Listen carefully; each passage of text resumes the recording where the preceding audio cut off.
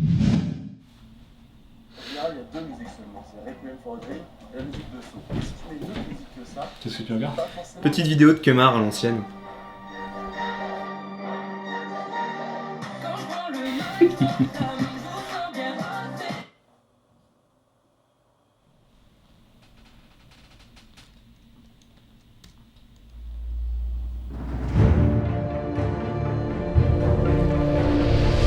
Bah à la limite on s'en fout mais en une autre. Ouais, j'ai la tête dans le cul d'ailleurs, debout à 6h du matin. Ça, c'est moi, genre, ça me Je suis préfère. en train de chercher mon Audi, j'étais bourré hier soir. Alors là, attention, peu c'est un bottom. À partir de là, c'est...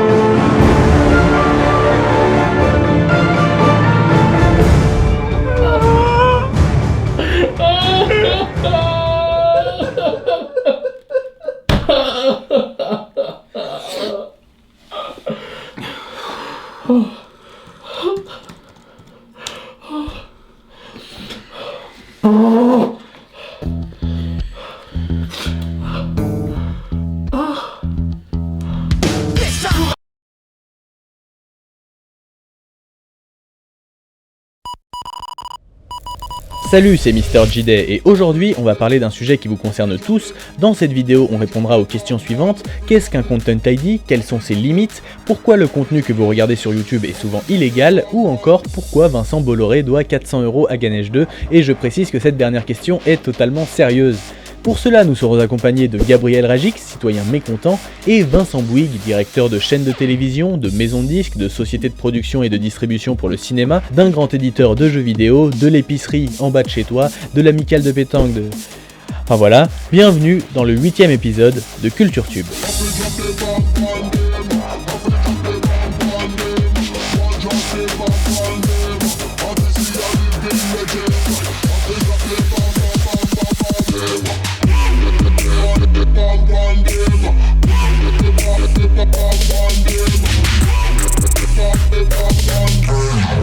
Si on tape sur Google « Qu'est-ce qu'un Content ID ?», on apprend que c'est un outil que Google a développé pour aider les titulaires de droits d'auteur à identifier et à gérer en toute facilité leur contenu sur YouTube. Les vidéos mises en ligne sur YouTube sont comparées à une base de données de fichiers fournie par les propriétaires de contenu. Ça a l'air sympa. Mais il arrive que notre petit Content ID soit également défini comme ça. Ce système aboutit à la mise en place d'une police privée du droit d'auteur, s'exerçant en dehors du contrôle de la justice et dérivant graduellement vers un système de censure aveugle. Ça a l'air moins sympa. Je tiens tout d'abord à préciser que durant la fin de l'écriture de cette émission, le vidéaste Michael G a sorti une vidéo sur le sujet qui est pour moi la meilleure vidéo française sur ce thème, donc je vais directement vous inciter à aller la mater, ne serait-ce que pour ça. Mais surtout parce qu'elle est super intéressante et pour ceux qui veulent d'abord voir ma vidéo, je la remettrai à la fin dans les annotations car vous devez absolument voir cette vidéo. Alors non, parce que déjà que ton sujet j'en ai rien à branler, je vais pas m'infliger 20 minutes en plus, connard. Alors tout d'abord, le Content ID, il a une réelle utilité. Heureusement qu'il est là, sinon vous imaginez, à chaque fois que Jean-Kévin upload un film en entier sur YouTube, si Warner par exemple doit chercher manuellement puis faire une réclamation à chaque fois, ça serait ultra relou. Content ID permet à Warner de décider s'il veut laisser le film en ligne en le monétisant ou bloquer la vidéo dans certains pays ou dans le monde, et par la suite de donner à Warner le choix d'infliger ou non un avertissement à celui qui a posté la vidéo. Donc c'est utile et ça coûte moins cher de filer certaines de ces tâches à un robot que de payer des gens pour le faire. Et surtout, ce qui est pratique avec le robot, c'est qu'il ne fait pas grève, lui. Mais le problème, c'est que le robot va pouvoir identifier du contenu même si vous ne mettez qu'un petit passage, sans se demander si vous avez le droit ou pas d'utiliser ce passage, et sans se dire « Tiens, c'est pas un peu bizarre que je donne les pleins pouvoirs à quelqu'un qui détient peut-être 5 secondes d'extrait dans cette vidéo de 40 minutes ?» J'ai rien compris, c'est de la merde, t'es une merde, personne n'en a rien à foutre du Content ID, pourquoi tu ne fais pas des top 10 sur les chaussettes comme tout le monde ? En France, il n'y a qu'une seule exception au droit d'auteur sur le plan audiovisuel dont on est à peu près sûr, c'est le droit à la caricature. Par exemple, d'un point de vue légal, Mozinor a totalement le droit de faire cette parodie de Captain America, de la poster sur YouTube pour la partager au maximum de gens, et ce n'est pas le cas, mais s'il voulait, il pourrait monétiser les vidéos de ce genre. J'ai coché sadomaso, je sais pas ce que c'est. T'as coché sadomaso? Je suis un ouf, moi. Ok, tu aimes le sport, oublie pas de mettre le bouclier sur tes fesses. Sauf que notre robot, Content ID, il s'en bat la race de la parodie. On bat les couilles, frère. Pour lui, la parodie, ça existe pas. On lui a dit, si tu tombes sur tel film, tu supprimes. Donc le robot, il cherche pas à comprendre, il exécute. Il va pas se faire chier à vérifier si ça pourrait être autorisé dans certains pays sous certaines conditions. Non, il te marave la gueule sans se poser de questions. Donc là, Mozinor se retrouve avec sa vidéo bloquée dans le monde entier, et bien évidemment, il peut contester, mais en cas de contestation refusée, il n'aura plus qu'à fermer sa gueule ou à porter plainte. C'est-à-dire qu'on autorise un robot à censurer une œuvre parfaitement légale, mais en plus, ça devrait être Mozinor, qui ne touche pas un rond en provenance de ses vidéos, qui devrait payer les frais d'un avocat pour s'attaquer à cette toute petite boîte de production qui est Disney, société mère de Marvel. Cependant, vu qu'on peut contester en ligne, il y a bel et bien eu un procès, mais un procès virtuel au tribunal de YouTube qui a une légère particularité. Dans un procès classique, au tribunal, vous allez avoir Mozinor d'un côté, Disney de l'autre, et au milieu, un juge indépendant qui décide. Enfin, j'y connais rien, mais j'imagine que c'est à peu près foutu comme ça. Dans le cas de YouTube, c'est quasiment la même opération à un détail près, alors vous avez toujours Mozinor d'un côté et Disney de l'autre, sauf que l'affaire est jugée par Disney.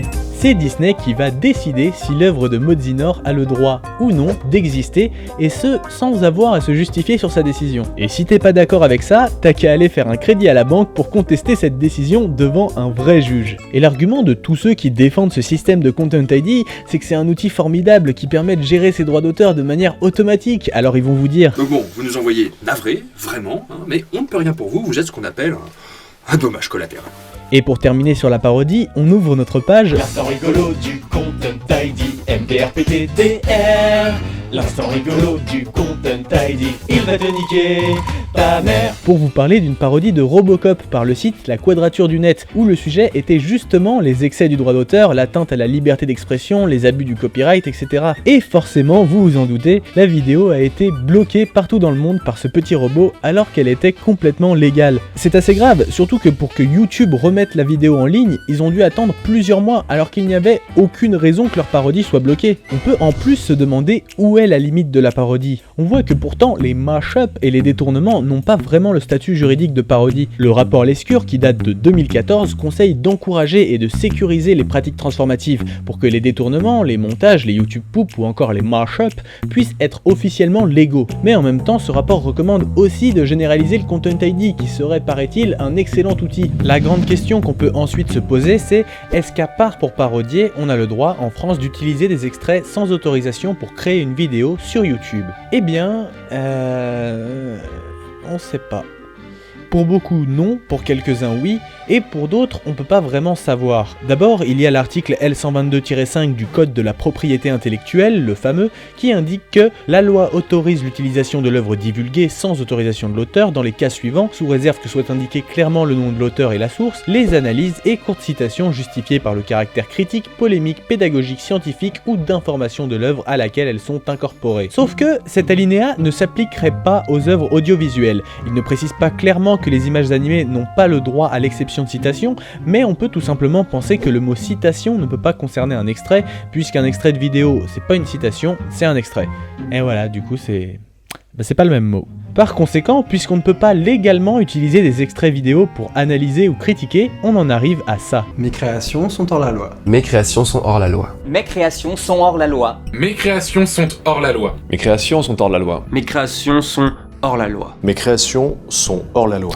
Et ouais, vous regardez obligatoirement du contenu illégal sur YouTube. Eh ben non, je regarde aucune de ces gènes de merde, fais pas des généralités avec ton cas, y'en a qui aiment juste se détendre devant les questions con le soir tranquille plutôt que d'essayer de se prendre la tête avec des trucs pseudo-intelligents. Oui, mais là vu que t'es en train de réagir en direct, ça veut dire que tu regardes la vidéo qui est elle aussi totalement illégale. Police, ouvrez! Et d'ailleurs, je vais tout de suite aller en prison pour avoir violé le code de la propriété intellectuelle. Et non, c'était une blague. Mais par contre, cette vidéo est réellement illégale.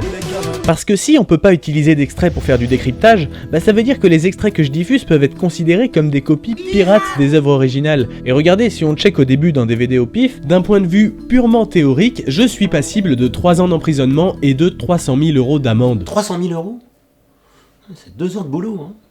Évidemment, on n'en est pas encore à ce genre de situation parce qu'on est protégé par la culture du web. Utiliser des œuvres pour les analyser ou pour les transformer, c'est dans l'ADN d'internet. Par contre, là, si un ayant droit a demandé à Content ID de niquer ta vidéo, tu vas pas trop pouvoir te défendre. Mais il existe quand même une théorie selon laquelle la citation audiovisuelle serait légale. J'ai eu quelques proches qui viennent de BTS, de fac ou d'écoles d'audiovisuel qui m'ont assuré que leur prof leur avait enseigné que la citation audiovisuelle était légale. On retrouve en effet cette position par exemple sur le site d'une agence culturelle du Conseil régional d'Aquitaine ou encore sur le site de la SACD, la Société des auteurs et compositeurs dramatiques, qui affirme que l'exception de citation audiovisuelle est possible sous certaines conditions, accrochez-vous bien, en se basant sur une décision du tribunal de grande instance de Paris qui, en 1994, a rendu compte du fait qu'un extrait de 17 minutes était trop long pour être incorporé dans une émission de 58 minutes. Et donc, s'ils ont estimé que c'était trop long, ça pourrait sous-entendre qu'une courte citation pourrait être réalisée dans une œuvre sans l'autorisation de l'auteur.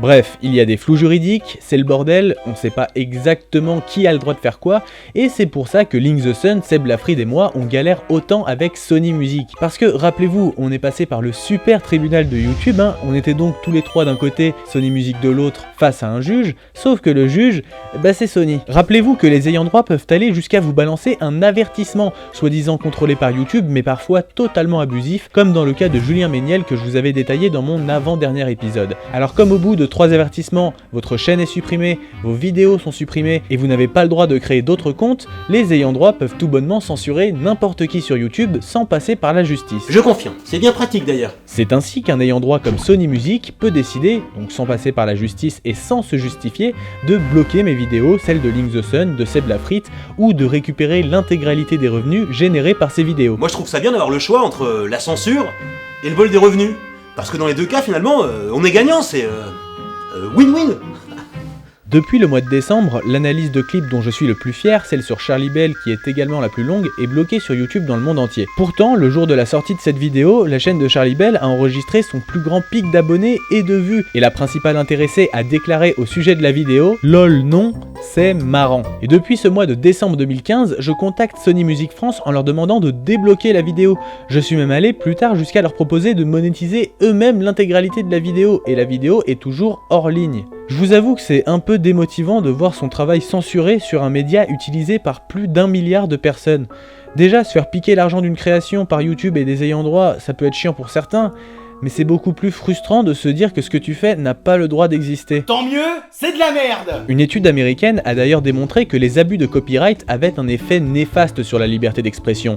Et vous allez voir que des abus d'avertissement pour atteinte aux droits d'auteur sur YouTube, avec Content ID, il y en a plein. Et encore, là c'est de la censure de critiques humoristiques, de parodies, ça fait chier, mais ça reste dans mon cas des petites vidéos à la con qui sont là pour se marrer. Mais là où ça fait un peu plus flipper, c'est de se dire que les chaînes dites pédagogiques, si elles utilisent du contenu protégé, peuvent subir exactement le même sort. Content ID empêche les créateurs d'utiliser des archives, des extraits d'émissions, de pouvoir illustrer leurs propos. Ça ne prive pas seulement d'une certaine liberté d'expression, c'est aussi un énorme frein à la culture et à la liberté d'apprendre. Bien que souvent engagées, des émissions comme celle d'Usul contribuent à la culture de beaucoup de gens, et voir que Content ID permet le blocage des vidéos comme les siennes, c'est déprimant. Voilà pourquoi nous sommes tous concernés. Le système actuel du Content ID nous empêche littéralement d'accéder à certains contenus et de se cultiver. Aujourd'hui, c'est plus facile sur YouTube de filmer son chat ou de faire des défis à la con que de publier un long travail documentaire dans lequel il y a 20 secondes d'extrait. Et oui, parce qu'il y a ça aussi, le robot ne fait aucune différence entre quelqu'un qui réupload un film en entier et quelqu'un qui utilise ne serait-ce que 5 secondes dans une vidéo d'1 heure. Alors, certes, mais au moins, il ne se met pas en grève. Ça pose aussi le problème de la rentabilité de certaines vidéos, puisque si pour 5 secondes d'extrait on vous prend tout, vous ne pouvez pas investir d'argent dans vos vidéos puisqu'elles ne vous rapportent rien. Voici ma vidéo Les pubs locales, sortie en juin 2015. C'est de la merde! Et voici les ayants droit qui récupèrent les revenus de cette vidéo. Vous vous dites qu'il y en a énormément et que ça doit être pour plein de trucs différents. Bah non, c'est des ayants droit différents dans pas mal de pays, mais pour un même titre. La vidéo a été identifiée par Content ID pour ce passage dans un mini bêtisier après le générique de fin. On va mettre un petit chronomètre.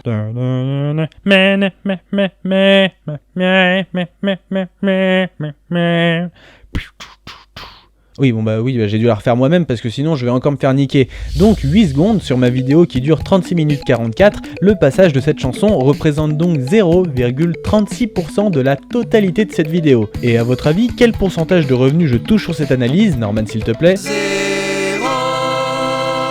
Le pire, c'est que moins de 20% des gens qui ont cliqué sur ma vidéo sont allés jusqu'à ce passage, mais les propriétaires de ces 8 secondes de contenu se partagent gaiement les revenus publicitaires engendrés par une vidéo de 37 minutes qui a demandé 1 mois et demi de production, du temps de travail, de l'essence, de la bouffe, la nécessité d'amortir le coût de la caméra, des lumières, de la grue, sans oublier le coût exorbitant des accessoires prestige comme ceux-ci. L'instant rigolo du Content ID, MDRPTDR. Dans le même genre, on a cette vidéo postée par la chaîne Voxmakers où les 2 millions de vues de l'intégralité de la vidéo ont été monétisées par DreamWorks pour des fichiers PNG. Alors au-delà du fait qu'on pourrait considérer cette vidéo comme de la parodie, se priver des revenus de 2 millions de vues pour des PNG, ça fait mal. C'est normal, c'est du vol.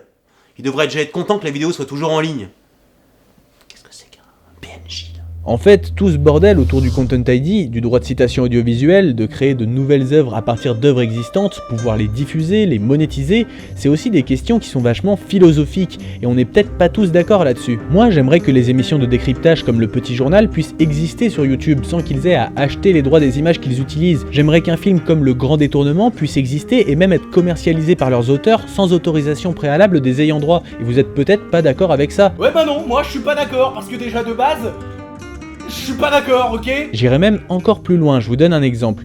Quand Karim Debache fait une chronique sur le film Stay Alive, il fait une blague entre le titre du film et cette chanson. Et ça, techniquement, s'il a pas les droits, il peut pas le faire. Moi, j'aimerais qu'on ait le droit de faire ça. Un dernier petit exemple, le cas de cette vidéo. C'est un comparatif qui rapproche une scène du film Hit et... Hit. Putain, ça faut que je regarde comment ça se prononce. Heat. C'est un comparatif qui rapproche une scène du film Heat et une scène de la série Kaamelott. Tu me vois prendre mon pied et attaquer des vieilles dames avec nos futurs tatoués sur la poitrine? Vous me voyez chasser les sorcières et défendre l'opprimé avec un Graal tatoué sur le biceps? Ça, ma vie? Non, ma vie... Ma vie, non.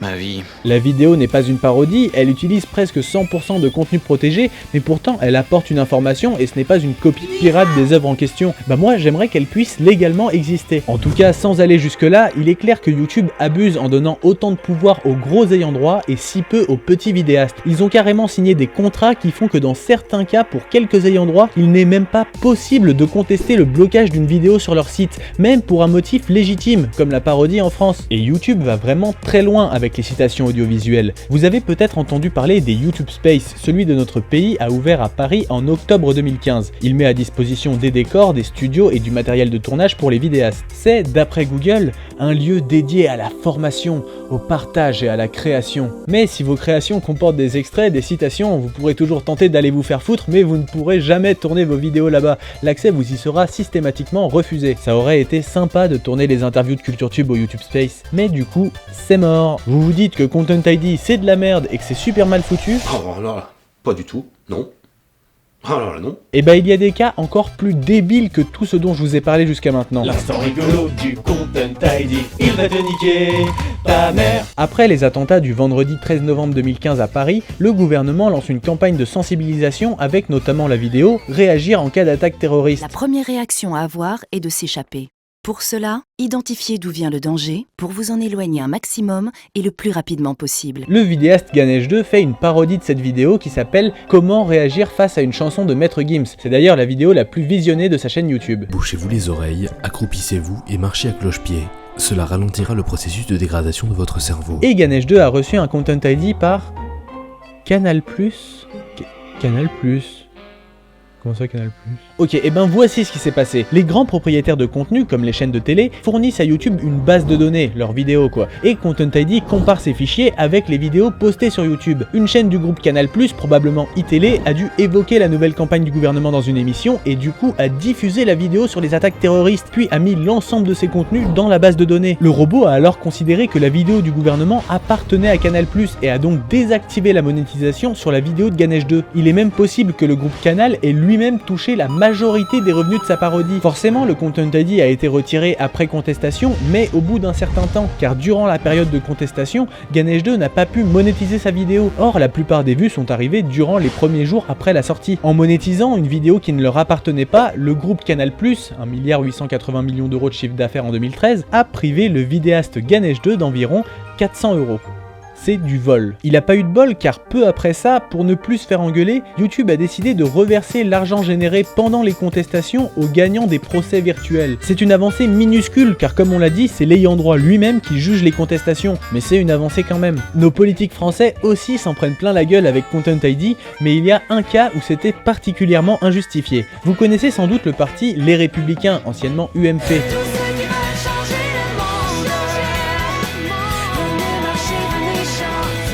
Eh bien, ils se sont fait bolosser par Content ID de manière assez vénère. Le 6 décembre 2015, Nicolas Sarkozy fait un petit discours à propos du premier tour des élections régionales. Je proposerai demain à notre bureau politique de refuser toute fusion et tout retrait de liste. La locution est filmée avec la caméra de son parti, la vidéo appartient au parti et le parti poste cette séquence sur sa chaîne YouTube. TF1 diffuse dans son JT un extrait de cette allocution et le robot a donc considéré que la vidéo appartenait à TF1 et a tout simplement bloqué le contenu sur YouTube. Là on n'est plus dans de l'extrait, de la parodie, rien du tout, on est simplement face à un cas où YouTube bloque une vidéo pour aucune raison valable. Comment avec ce genre d'erreur, YouTube peut continuer à utiliser ce système ? Surtout que si on engueule TF1 ou Canal, ils vont dire que c'est la faute du système de YouTube, et si on engueule YouTube, ils vont dire que TF1 et Canal n'ont pas à foutre des vidéos dont ils n'ont pas les droits dans la base de données. Et en fait, ils se rejettent la faute mutuellement alors qu'ils sont tous coupables. Donc si un petit YouTuber veut faire valoir ses droits, en plus de devoir sortir des milliers d'euros qu'il n'a pas, il ne sait même pas qui attaquer. Alors quand en plus, dans certains cas, à cause du droit de citation audiovisuelle qui n'existe pas vraiment, il n'est même pas sûr de gagner,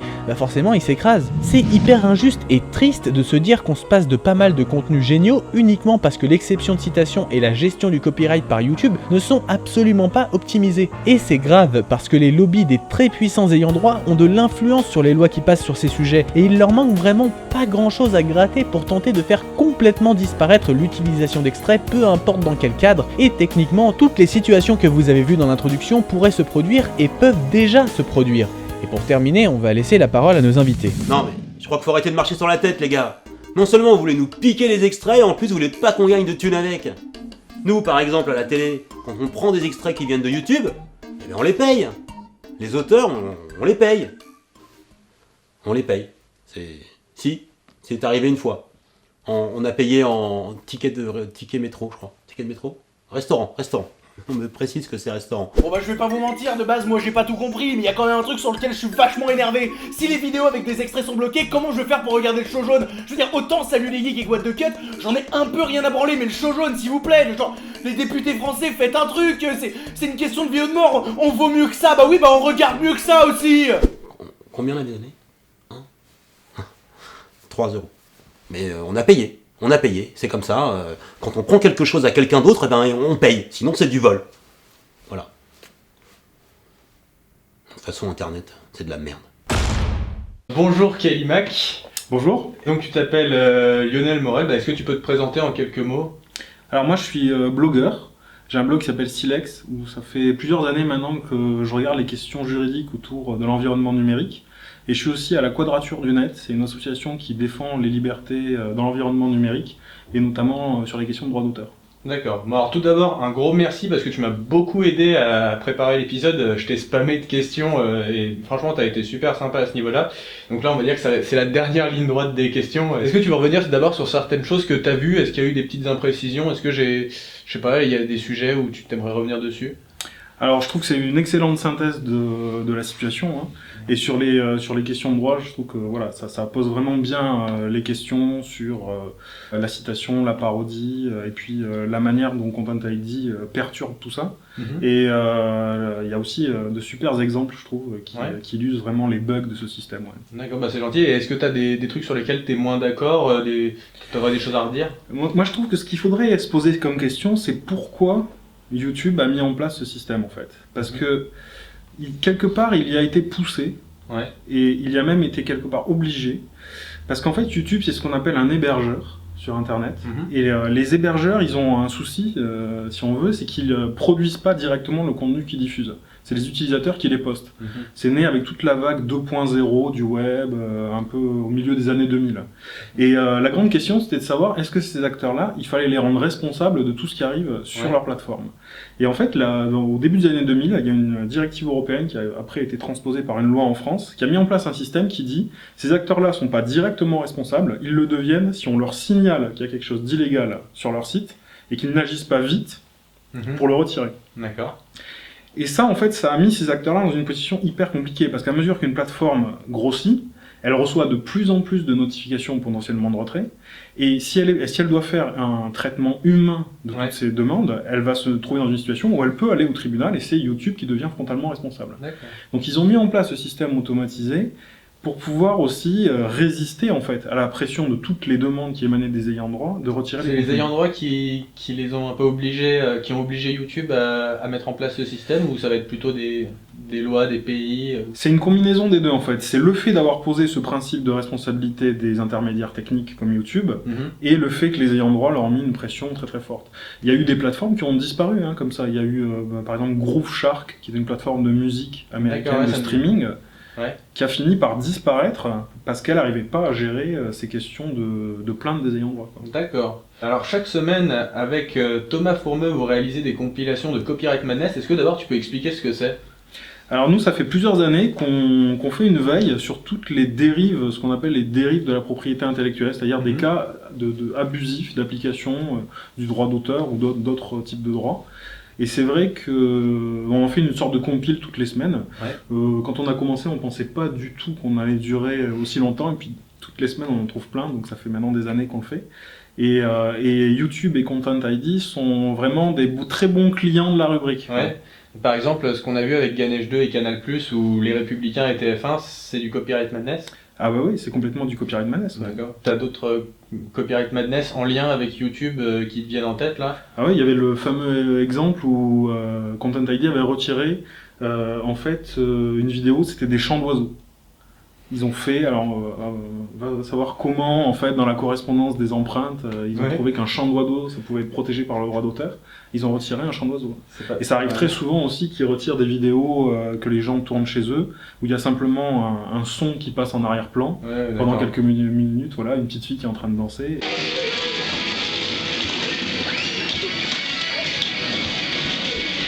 C'est une affaire très importante, ça c'est l'affaire Dancing Baby. En fait, ça a duré des années et des années. En fait, en fond sonore, il y avait une musique de Prince, et Prince était un très gros contrôle freak sur ses contenus. Et donc ils ont maintenu en fait la plainte, et ça a fini au tribunal. Et c'est très rare en fait, ça c'est un des points importants. C'est très rare que ce genre d'affaires aille vraiment au tribunal. Et pendant des années et des années, ils se sont battus pour faire valoir le fair use, c'est-à-dire leur droit à réutiliser ce contenu légalement. Et au final, ils ont gagné. Donc ça prouvait en fait que cette plainte, elle était non fondée. Et ça, c'est typiquement Copyright Madness, quoi. C'est-à-dire revendication abusive d'un droit. Un dernier, alors c'est un Copyright Madness, je pense que tu le connais, je sais pas si tu en as déjà parlé, celui-ci. Ah oui, tout à fait. Est-ce que tu peux expliquer ce que c'est ? C'est un professeur de droit, il me semble qu'il était à Harvard, qui a fait un des premiers MOOC sur le droit d'auteur, donc c'est un cours en ligne où des centaines de personnes peuvent suivre son cours grâce à des vidéos qu'il fait. Et en fait, il fait un cours sur le copyright, il y a plein de gens qui le suivent, et il fait un cours, une partie sur le fair use, c'est-à-dire sur cette exception qui permet de réutiliser des contenus, et pour illustrer sa partie, il utilise des extraits. Et le fair use aux États-Unis, ça marche particulièrement dans un contexte pédagogique. Donc là, forcément, et oui, donc Sony Music, comme d'habitude, les meilleurs. C'est important, mais ça on l'a déjà dit du coup, de préciser que les exemples qu'il y a dans cette vidéo, ou ceux dont on est en train de parler, c'est pas des cas isolés, il y en a plusieurs chaque jour. Je vois, encore hier, tu partageais sur Twitter une vidéo qui a été remise en ligne, qui a un mash-up entre Titanic et Les Bronzés.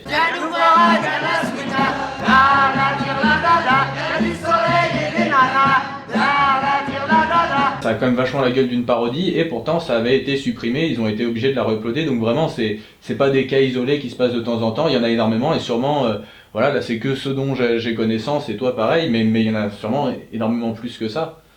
Ah oui, c'est un phénomène massif en fait, et parce que les gens qui subissent ça, il n'y en a qu'une infime partie qui arrive à le faire savoir en fait. Voilà, qu'ils ont subi ça. Donc il y a toute une forme de censure silencieuse qui se fait sur les contenus et dont on n'a aucune idée. Il n'y a que ceux qui ont une communauté assez importante finalement qui arrivent un peu à communiquer là-dessus.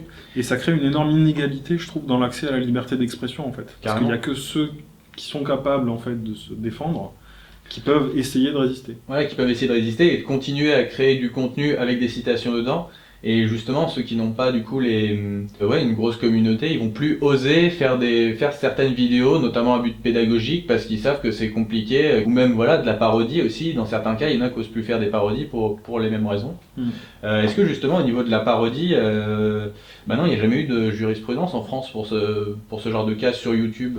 Sur YouTube, non. Mais par contre, il y a une grande jurisprudence en dehors de YouTube. Il y a déjà eu des affaires, notamment sur les parodies de Tintin, où il y a vraiment des gens qui ont gagné le droit, en fait, de parodier Tintin et de vendre leur parodie aussi. Parce que ça, c'est important. Hein. La parodie, ça s'applique dans un cadre commercial. Charlie Hebdo, il fait une parodie d'Astérix sur sa une caricature, le journal il est vendu, donc il y a un cadre commercial, et c'est important aussi que là, cette exception, elle puisse s'appliquer dans un cadre commercial, parce que sinon ça restreindrait énormément la diffusion des parodies et des caricatures, ça créerait une inégalité. Et est-ce que tu penses, toi, à titre personnel, que les citations en dehors de la parodie, donc des citations que ce soit pédagogie, analyse, les formes de détournement et de transformation d'œuvres qui ne sont pas vraiment considérées comme des parodies, est-ce que tu penses que ces formats-là aussi devraient pouvoir être commercialisés ou est-ce que ça devrait rester du non commercial, quoi? Ça, c'est peut-être le cœur du problème, en fait. Parce que le cœur du problème, il est financier. En fait. L'enjeu, si les industries en fait, culturelles sont dans ce bras de fer avec YouTube, c'est avant tout pour des questions financières. Hein. On va pas se mentir. Là, il faut aller du côté de la citation. La citation, c'est admis dans un cadre commercial. Quand je fais un livre et que je fais des citations et que je les fais correctement, j'ai le droit de vendre le livre.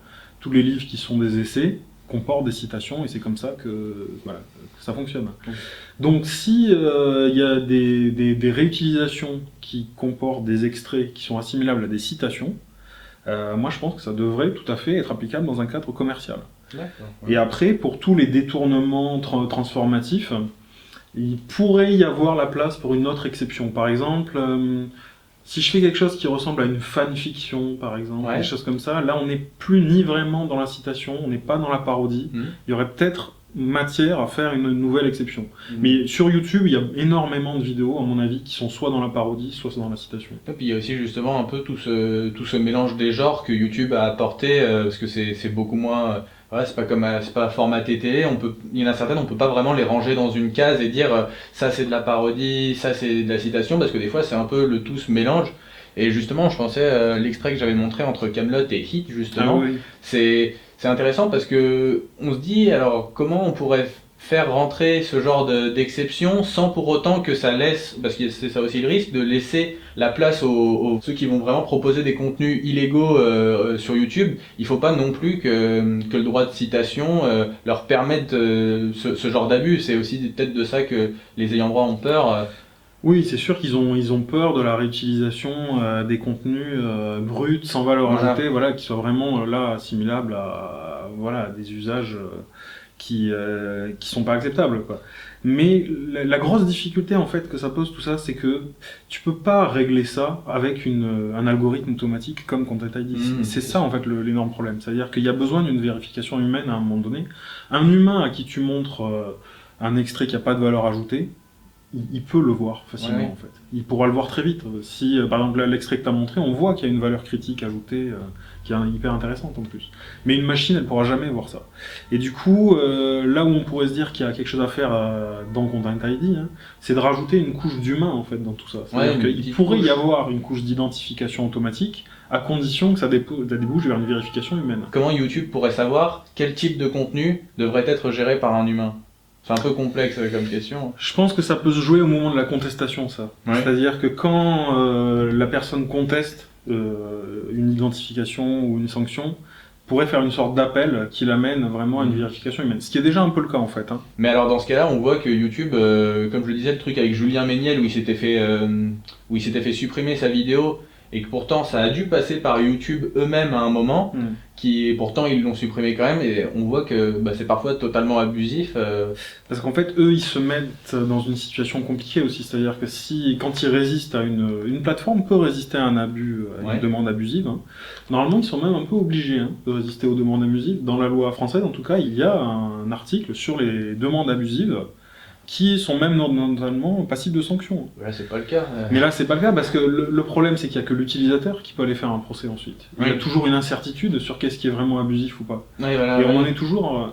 Une des solutions aussi, et c'est ça qu'on voit un petit peu se développer aux États-Unis, c'est que les utilisateurs et les vidéastes commencent à se regrouper pour aller faire des procès en fait. Ça pourrait être une issue importante. Un espèce de syndicat, comme un peu une SACD ou une SACEM, mais pour les youtubeurs quoi, un petit peu. Parce que la jurisprudence, il y a un moment où il faut aussi la provoquer, quoi. Parce que une fois qu'il y aura des limites qui auront été posées par les juges, le droit de citation par exemple audiovisuel, actuellement, en fait, tu l'as très bien dit, il y a une énorme incertitude. Mais il y a une incertitude aussi parce qu'il n'y a pas eu d'affaire, parce que quand les juges sont saisis d'une affaire, ils sont obligés de se prononcer en fait. Voilà, donc après il y aurait un cas, sur lequel on pourrait se baser. Quoi. Et si vraiment la jurisprudence ne veut pas bouger, ça donne des arguments pour les faire bouger la loi, ou pour aller à l'Union Européenne aussi pour demander à ce que la directive bouge. Voilà, ça pourrait être un moteur ça.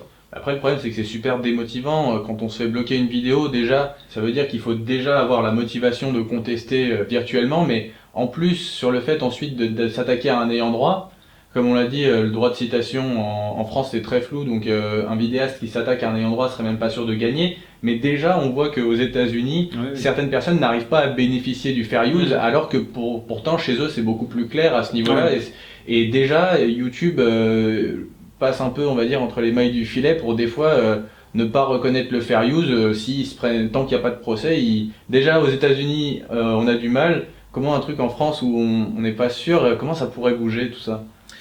Il faudrait, tu as parlé par exemple du rapport Lescure, qui avait proposé là, de faire une nouvelle exception pour les œuvres transformatives. Là on n'était plus dans la citation, dans la parodie, c'était le fait de prendre des œuvres préexistantes pour en faire quelque chose de nouveau. C'était beaucoup plus large d'un coup. Et là, si on commence à introduire vraiment une vraie exception dans le droit d'auteur, dans la législation, là on pourrait faire bouger les choses en profondeur. Mais la grosse difficulté, c'est qu'il y a un rapport de force là à construire qui pour l'instant n'est pas du tout en faveur de ce genre de réforme. Au Parlement français, toutes les réformes du droit d'auteur sont bloquées. Et là, il y a une réforme en cours au niveau européen. Il y a une eurodéputée qui s'appelle Julia Reda, qui a proposé des choses, et elle avait proposé des choses sur les usages transformatifs, les remixes, les mashups. Et c'est pas passé. Et c'est pas passé parce que le rapport de force est pas... Donc il y a... C'est les rapports de force avec les ayants droit, c'est les ayants droit qui donnent certaines consignes aux députés notamment. Parce qu'ils arrivent en disant, voilà, nous sommes des industries culturelles, nous pesons tant de chiffre d'affaires, nous avons tant d'emplois derrière nous, si vous commencez à détricoter le droit d'auteur, vous allez porter atteinte à la création, vous allez nuire aux auteurs, ça c'est souvent l'argument qu'ils avancent, vous allez enlever des rémunérations d'auteurs. Mais le problème, c'est que les vidéos sur YouTube, c'est des auteurs aussi.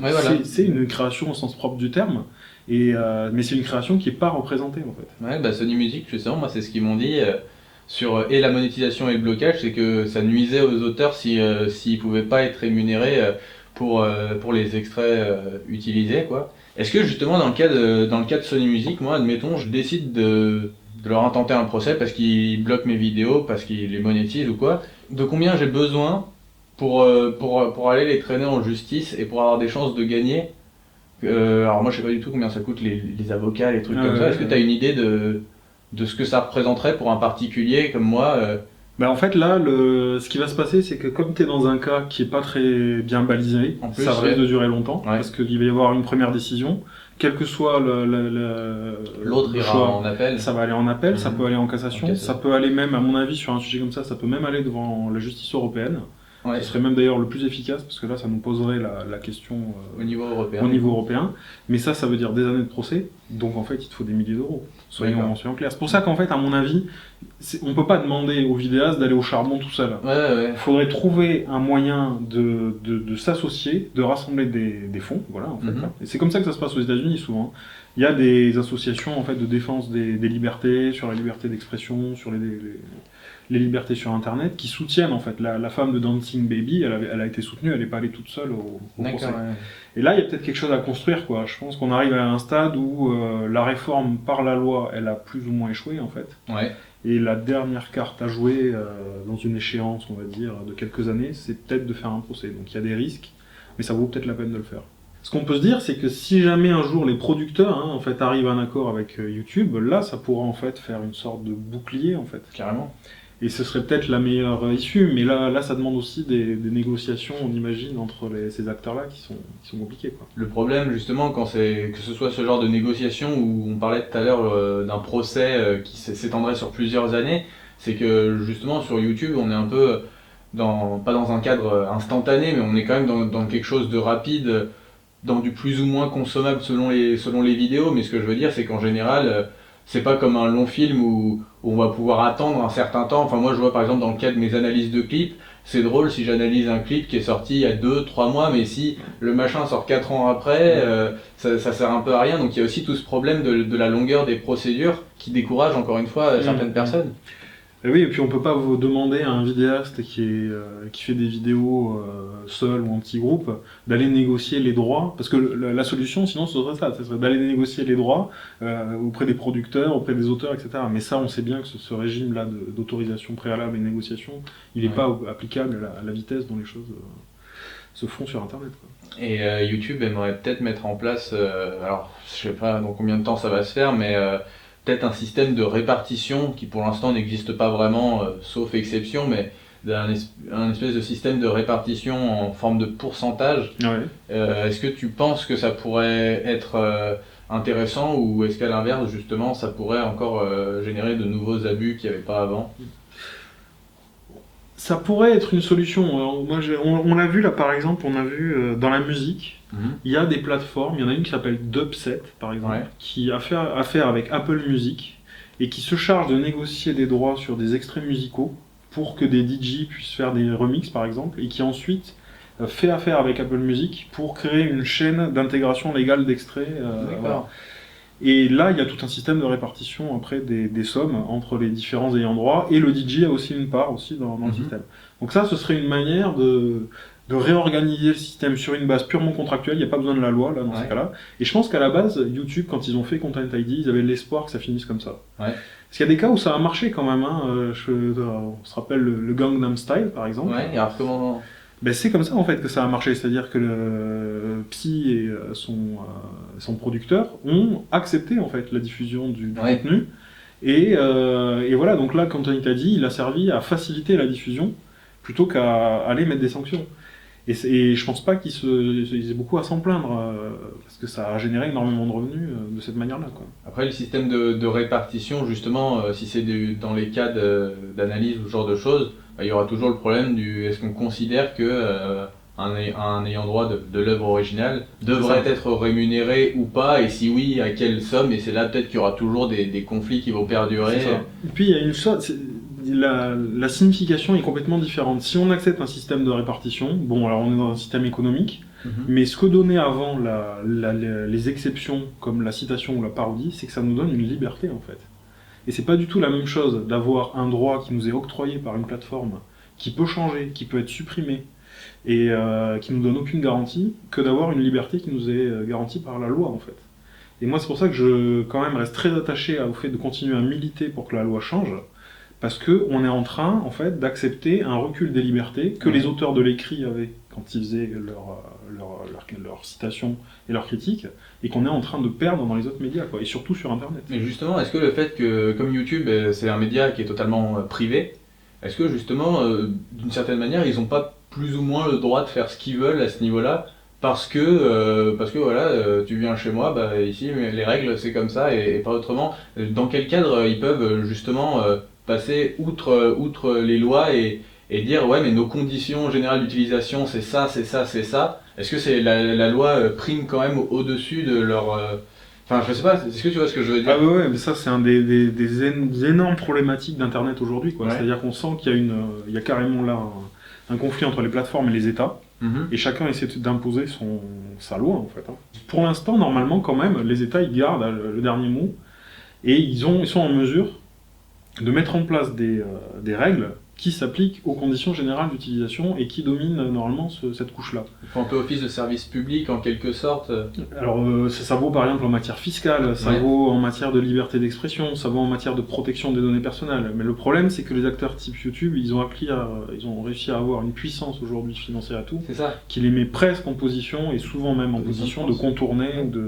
Donc là, c'est un des gros problèmes d'Internet en ce moment. Pourquoi dans certaines... un dernier coup sur le droit de citation, pourquoi justement dans certaines écoles où par exemple la SACD affirme que le droit de citation est possible, et d'autres, moi j'ai pas mal de gens qui m'ont dit non, le droit de citation en France au niveau audiovisuel ça n'existe pas, j'en suis sûr à 1000%, et d'autres qui me disent non mais moi je l'ai appris en cours, je suis sûr à 1000% que c'est possible.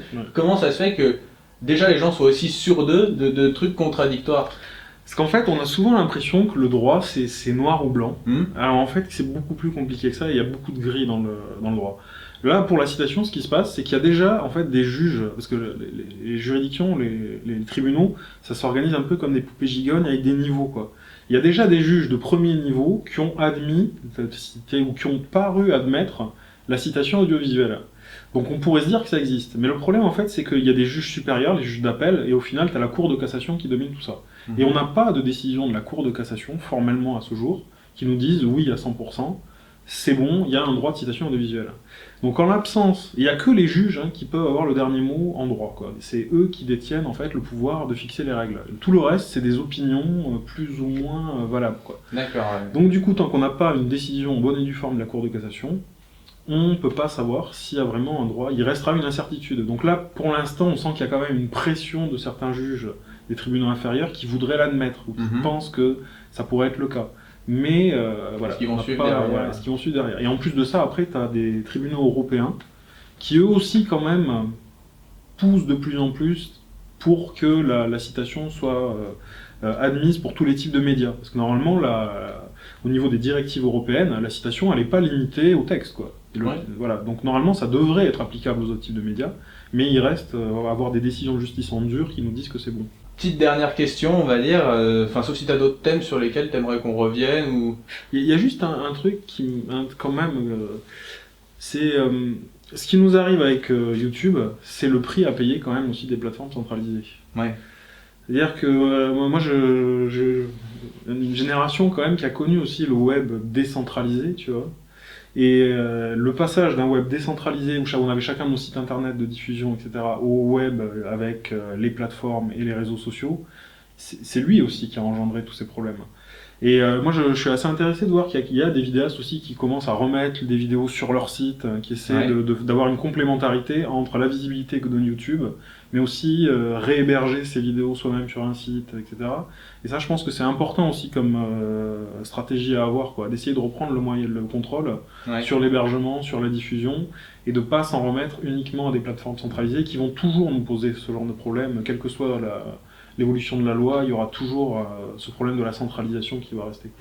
Oui, alors est-ce que il y aurait moyen, alors je sais pas sous quelle forme, mais justement d'essayer d'interpeller nos politiques français, ou juste essayer de faire un peu avancer les choses, d'envoyer un petit signal sans forcément dire faut faire ça, mais juste de montrer que des gens attendent ça et que pour la culture aussi, pour les jeunes, ce serait bien de pouvoir avoir accès à plus de contenu avec des règles plus souples justement sur les citations. À qui il faudrait s'adresser et comment?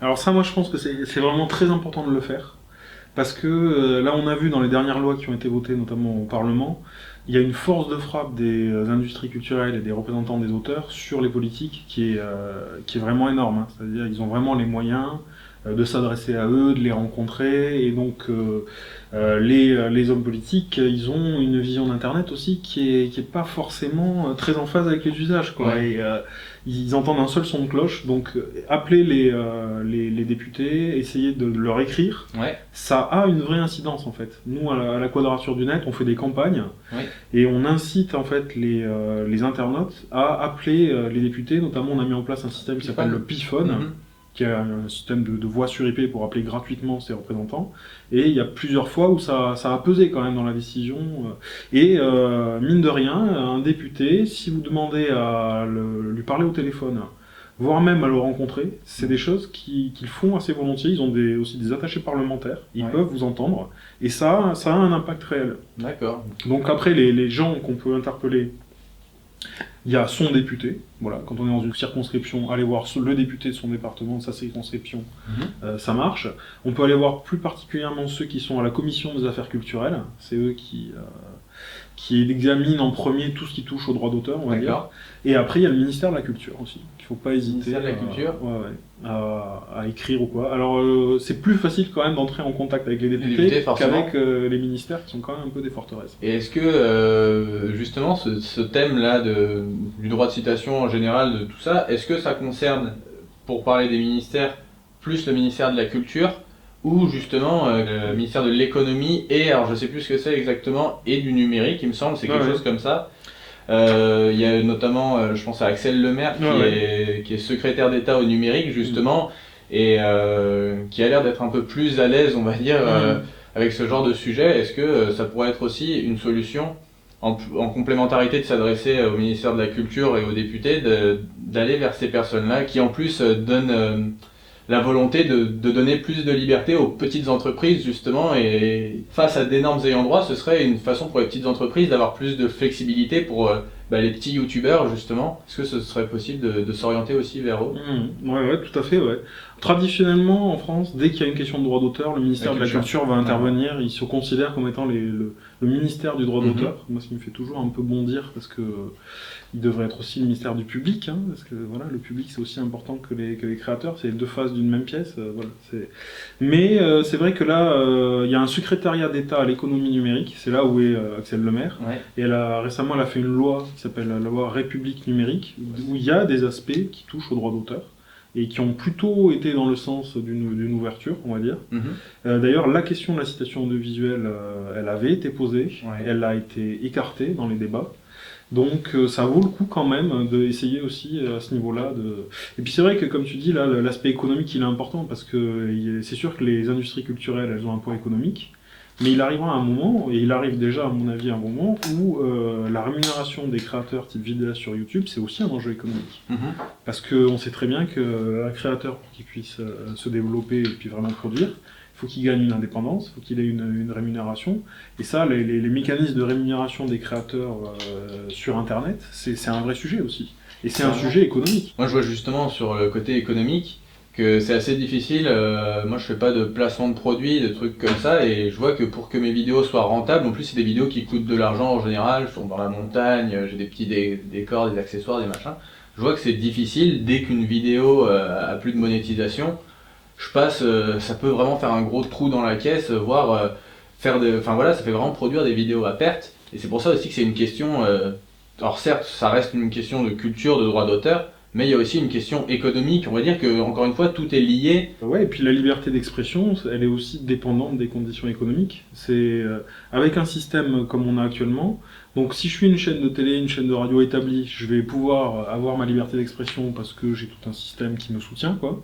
Mais si je suis un créateur indépendant, du coup ma liberté d'expression elle devient complètement aléatoire parce que j'ai pas le soubassement économique pour la porter. Donc les conditions économiques de la création, c'est une vraie question. Et ce qui se passe en ce moment avec Internet, c'est qu'il y a de plus en plus de gens qui ont entre les mains des outils de création par rapport à ce qu'on avait auparavant. Donc la question économique, elle change complètement d'échelle.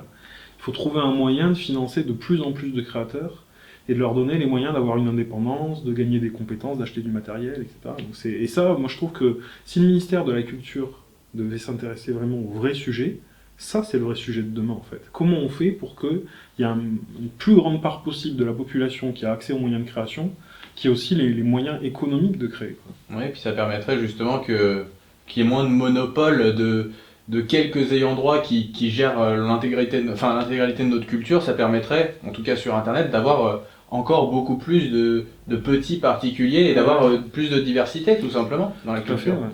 Et puis aussi de se dire que c'est peut-être pas à YouTube de financer intégralement la diversité culturelle, quoi. C'est sûr qu'ils auront une part dans la redistribution parce que vu la place qu'ils ont en ce moment, c'est normal qu'ils redistribuent, mais que ce soit pas que YouTube, de ne pas être dépendant que de plateformes comme YouTube pour financer la diversité culturelle. Bon bah écoute, merci infiniment d'avoir répondu à mes questions. Bah, j'espère que ça s'est bien passé pour toi. Ah bah écoute, c'était très bonne expérience. Bah merci beaucoup et puis j'espère qu'on va y voir plus clair et puis que ça avancera. Et ben quant à vous, je vous dis au revoir et à bientôt pour de nouvelles vidéos. Salut! Et YouTube te nique, tout simplement, on s'en fout si t'es pas content. Pour 5 secondes ayant droit, on prend tout et ferme-la, on prend tout et ferme-la. Ton travail, rien à branler, c'est même pas un vrai métier. Merci de nous avoir aidés sur le web à s'installer. Mais les majors, ils ont faim et les télés de demain, ils ont pas d'idée mais les moyens. Et YouTube te nique, tout simplement, on s'en fout si t'es pas content. Des solutions, y en a pas, on prend tout et ferme-la, on prend tout et ferme-la. Test son sexe. Le sexe, c'est très bien le sexe.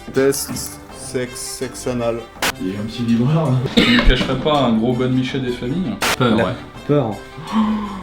Attends, je vais essayer de faire un truc plus réaliste. Je sais pas comment jouer en fait. Tu sais, genre tu te chies dessus, tu vois, genre t'as eu tes résultats du VIH. Attends, je vais même faire comme ça et puis... C'est vrai que tu te fais sucer en fait. Je rigole, allez. C'était intense, putain. Thomas.